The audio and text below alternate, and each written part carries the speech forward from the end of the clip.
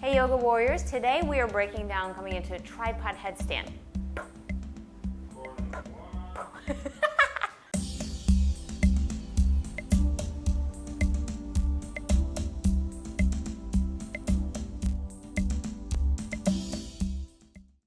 So there's two different variations in headstand. This one in particular we're going to break down using the hands and the crown of the head. So start out first, before we even come down to our knees, anything.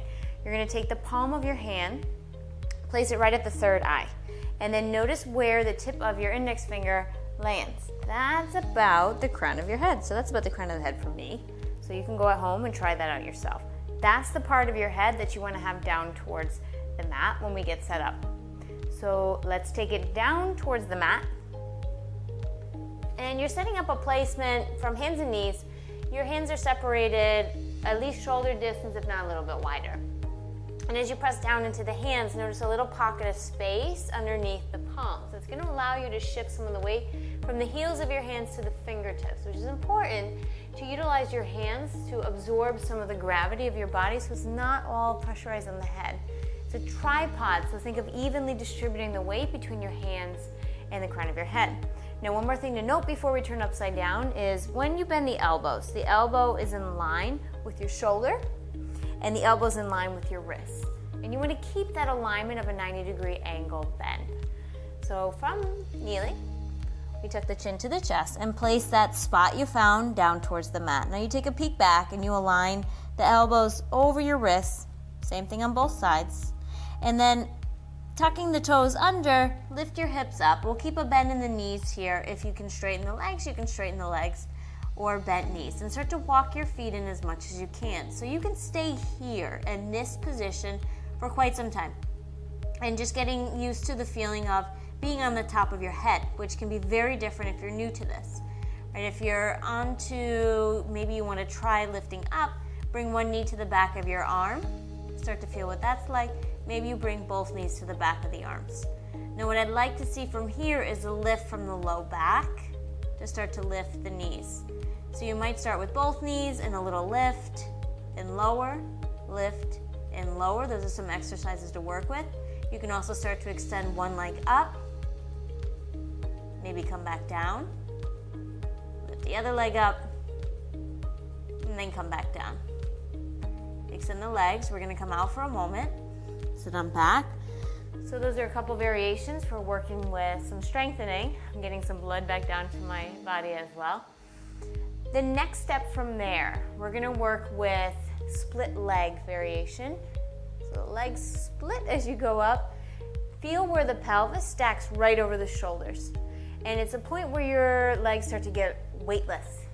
And that's where you want to find the lift to then bring the legs together. Okay, so starting out, same thing. Okay, we check elbows over wrists, toes tuck under, and from here. Noticing, now as we start to lift, that the elbows don't sway out to the side, they don't come too far in, that your hands don't move. The entire time we have elbows over the wrist and they're hugged in, just like you would in your chaturanga. Okay, so as we start to lift up, maybe we're here, here, or maybe you're working from here and we start to lift up.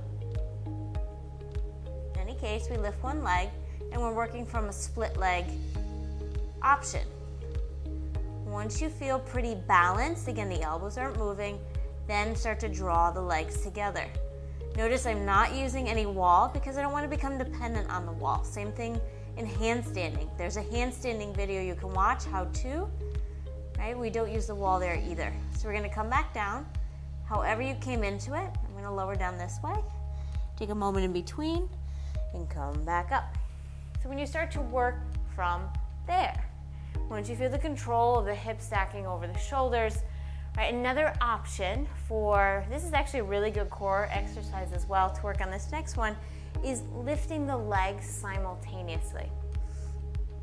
So from the same positioning, head comes back down. Here's a little tip too, make sure you don't have any hair clips in your hair when doing this. So you work with straight legs. Start to lift. Press to the balls of the feet.